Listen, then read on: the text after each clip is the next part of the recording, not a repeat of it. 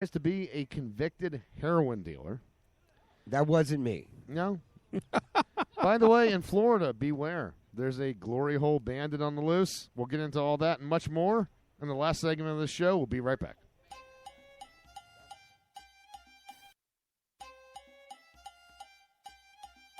Hi, I'm Herschel Cohen.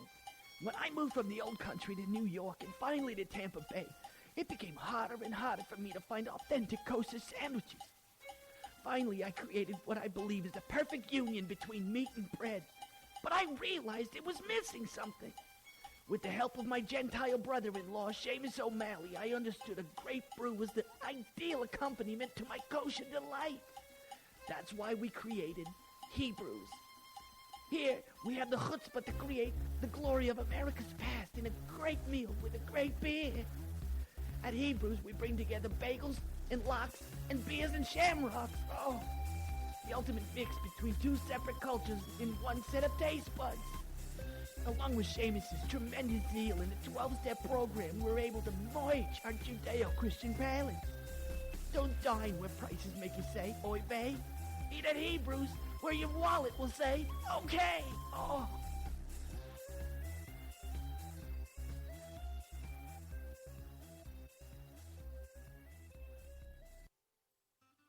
Do you feel like Mother Nature has made a mistake? Does your outward appearance differ from the person within? The Gender Reassignment Center may have a solution for you. Dr. Les Johnson is the leading expert in sex reassignment surgery. So if you suffer from gender identity disorder, why not call our office for a free consultation? Hi, I'm Susan, but I wasn't born that way. Dr. Les Johnson performed a vaginoplasty and Adam's apple shaving that would fool even the most sober of men. The recovery period exceeded my expectations, and the best of all, I don't have to grow out a thick bush to hide that unwanted scar tissue. Whether I want to go with a landing strip or a Brazilian, my vajayjay is A-OK. The Gender Reassignment Center offers affordable pay plans and can assist with relocation for those seeking a new start. So call us at 1-555-NEW-UNIT to begin your transformation. Big Muffins! Yo, this Big Muffin. What'd you do? You get caught tripping? Miss Court? You got a warrant? Don't matter what you did. You got cash, Big Muffin's got your ass. Day or night, we'll keep your butthole right. Call 1-555-BUTT-RIGHT. Big Muffin's bail bonds, servicing Greater Central Florida.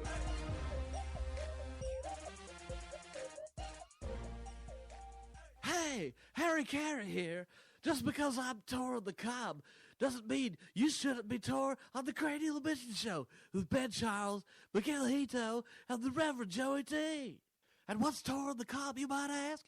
It's the king of beers, but it's the new king of beers, ESB Brewery.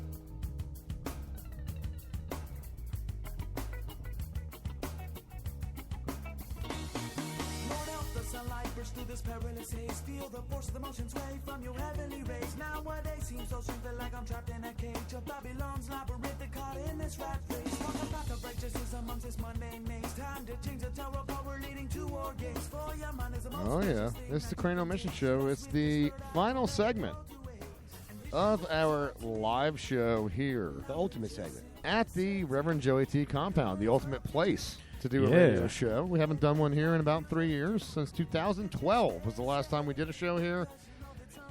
I am Ben Charles. I'm joined by the C Squared, the Caleb Crispy himself, the Sweet Caleb. Sweet Caleb. As the Japanese know him, and the Reverend Joey T, who has been kind enough to host this show here. You want to be a part of the show? This is your last 20-minute segment to do so. Call us by dialing 813-438-6068. Listen through the website that we have, cranialmissions.com. It's a great website. A lot of information on there. And there's an interactive map that marks where around the world you're listening from. Follow us on Twitter at CranialE. Like us on Facebook, facebook.com/thecranialemissions.com. We teased before the break, guys. Mascot in the news again. Last week there was a mascot in the news. It was Buddy. the marijuana advocate that was being paid $60,000 a year in Columbus, 60 grand Ohio. a year to dress up like yeah, a bud. I know, and you wanted that job, but the only one available was Nutty, the truffle butter mascot. But And that only paid $1,500 a year. It did, It was yeah. it was Well, really not good. But it- you did get the earned income credit and a couple tax credits. it with was that. a slick opportunity, we'll say that. But apparently Niagara Falls has a mascot, Joe. Maybe there's a job here for you because the Niagara Falls mascot known as Totes McGoats, turns out he's a convicted heroin dealer. He's got a checkered past. This man that wears the Totes McGoats headwear. Now that- exactly that what he- is he, like a barrel that's This supposed to go over the? no, this is he's got a goat head. It promotes recycling in the city of Niagara Falls. James Dolson, 50 years old, pleaded guilty apparently back in June of 2014 to a third-degree criminal sale of heroin. And the news came out. Now, he said that he's been using this Totes McGoats identity to clean his life up, and that people shouldn't cast aspersions upon him. Well, everybody deserves a second chance, right? Now, wait a minute. Is this on the Canadian side or the American side? No, it's of it? on the American side. Well, then he's okay, because Canadians don't give second chances. Luckily- No, they don't. They just apologize when yeah, you they screw go, up. hey, I'm sorry. Eh? It works out well, and they don't even have to care about it. But yeah, here in the United States, you have to be. Maybe that's what we should do with all heroin junkies. We should make them be mascots for 4 years, There you go. and that way they'll learn how to deal with the public without being being on junk or having any issues with it. Yeah, I don't that's know. not a bad idea. Yeah, that's a bad. I'm not gonna lie. No, it's not bad. Okay. Put them to work. So Everybody should go to work. So is it a unanimous decision that Totes McGoats should be forgiven? It's Well, okay. I'm going to change my stance on this. I think Totes McGoats should be able to even do junk. How hard is it to be a mascot? I think heroin junkie would be the the best person to be a mascot. Well, unless you were supposed to be excited. Well, he's promoting recycling, Okay, so it's not. and it's not he's trying to recycle his criminal record into one that's more clean, right? Mhm. Good for So him. He's trying to go green Yep. with his record, anyway. Yeah. You know, maybe he should go green by switching from heroin dealing to marijuana. Maybe you should go green and become Buddy the mascot. Then you'd have a lot of money to buy heroin with. That just it's not a good. vicious cycle. Yeah, it's Vicious like that, cycle. it's like that guy who got the job being a radio announcer. He was on the street. Remember that dude? Oh yeah, and he Yeah, died. Is that, he that dead dude now? was Yeah, I think out he of. died. Yeah. He got $100,000 and died. He was out of Ohio too, right? He finally got all that liquor he couldn't afford. You know what I'm saying? He was That like, guy "Oh." had a golden voice, though, didn't he? Yeah, he Yeah, did. but Yeah, dude, he he did. also had a horrible drug issue. Well, most of them do. So, are we now withdrawing our radio? support for Toast McGoats? No, I'm still. Are we for having him. a change of heart? No, I'm still No? for him. So we're still supporting Toast McGoats. I don't know why they complained. I mean, was he shooting up in costume? Because that's No. a problem. Well, I It mean, needs reform. look, as a goat mascot, it is his job to buck his drug addiction. It is. I say nay. Buck. You want the horse version of that? Yeah. I got you. Okay. Well, apparently the company that he works for told him to get the flock out of here. So, They say, hey, all you guys out of here. Go jump over the moon, huh? so goodbye to Totes McGoats. Well, see you later, totes. Okay, now we're all TV fans, right? We all have certain shows that we like on TV. Some of us are big Walking Dead fans. I'm not Some of us really are not. anymore. I gave it a try for 2 seasons, and And it bored you to tears? yeah, this is a Yeah, show okay. that was. It did. This was a show that was Zombie Tears. This was a show that was derivative of a comic book. So I always wanted to give it a try, being a comic book nerd. But after the second season, when they spent virtually the entire season on a farm with a very predictable ending, I gave up on it. Well, this show is up and running, still going. I think we're in our 5th or 6th season of this now. You know, I was actually listening to a different radio program the other day, and they made a good point. They were talking about it, and I tried to watch this show when it first came out. I was working at the bar, and we decided to host a Walking Dead party for the opening night, and I actually went to the gun range and shot up a zombie target, a couple Nice. zombie targets. Nice. They took them in and posted them around the bar just for fun. Well, I like that. Yeah. Yeah, and nobody showed up. And we tried to watch the show, and it was just so drawn. The first episode was not the best, and I've never watched it since. But you know, what they were saying the other day that I heard, that they were talking about, guy said I used to watch it, and I kind of fell off, and I would go back and watch it if everybody I talked to said, "Dude, you gotta see this next episode." But nobody's talking about it anymore. Well, they're still People getting are- good ratings. Well, no, they're still getting good ratings, but nobody's and even I, as not a fan, I remember having a lot of friends that were fans that used to tell me, "You got to watch it, you got to watch it," in the last 2 years, I haven't had a single person come to me and say, "Oh, you're missing it. You're missing it. It's just the best show ever." It's been left to the diehards, the guys that have been talking about how much they love the show, and now they're afraid to admit that it sucks. Look, I watched the still first getting season. more listeners. They're still getting more viewers. Yeah, but they're getting them on Netflix too because they're on there and they're counting all that crap, dude. First of all, you put anything on Netflix, somebody's going to watch it because they're going to run out of other stuff to watch, dude. But check it out.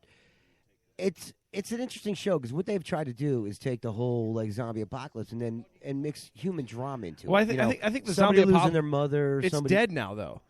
Back when the show came out, the zombie apocalypse was huge. You used to see, you see cars all around that had zombie response team exactly, and all yeah. that. And the green, I'm into firearms and things like that. And that was a cool thing. Everybody was selling green painted ammo and green painted guns and things like that. Right, but It's jumped jumped the the shark. Yeah, just like beer. Sometimes how many different zombie shows were there? Well, it's just like vampire. The vampire movement started kind of with the True Blood thing, and it morphed into movies and the Twilight series and all that crap. It started before the it True did- Blood it thing. started It actually started with the Anne Anne Rice Rice. novels. Yeah, You're right. No, Yeah. it started before that, but it wasn't mainstream. No, but the Anne Big. Rice did kind of make it more mainstream. But we're talking about Walking Dead. Well, there's this guy. His name is Damon Perry, 23 years old. Apparently watched it on Netflix, watched a marathon of these shows. He drank multiple, in quotes, 40-ounce bottles of malt liquor with a friend Well, that's a good way to go start. at a relative's apartment. And after that, Damon Perry decided to go on a violent spree. He killed his roommate, Christopher Paquin, 23, who he claimed tried to bite him. There was a brutal beating. He with his hands and feet, beat him and then used an electric guitar, kitchen knives, and a microwave to kill the victims. Now, That's not funny. Perry It's not then funny. left the apartment, began How do you use a chasing. Wait.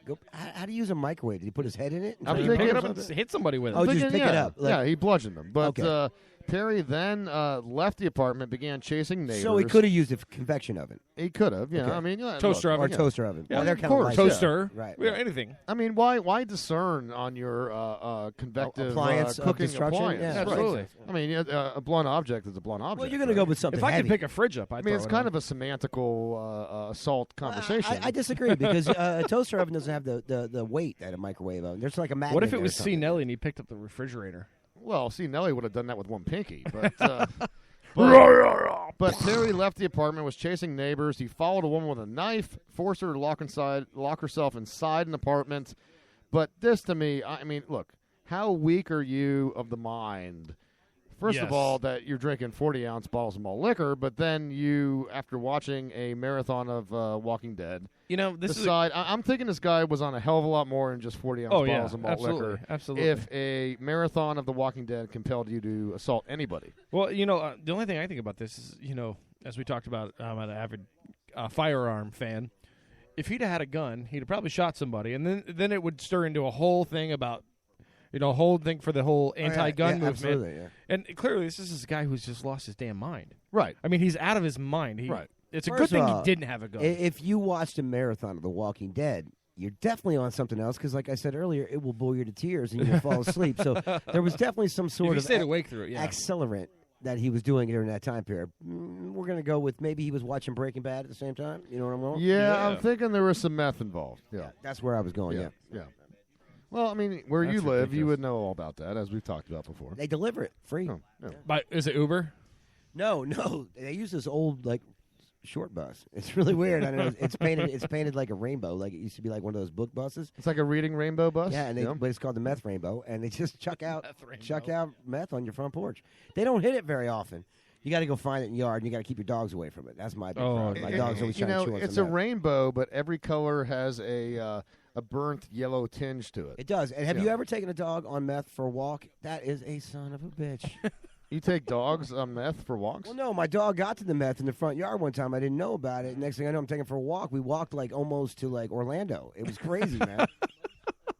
How did you survive? He's like that? scratching holes in his paws as he's walking. Yeah, he was chewing on himself, and he's like looking at me like, "Hey, do you want me to vacuum?" I'm like, "Nah, we're good, dude. I mean, the grass is clean, dude." It's fine.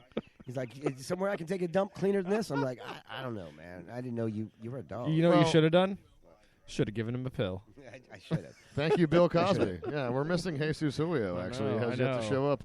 While we're talking about drug humor, one of the all-time great movies with drug humor, Super Troopers.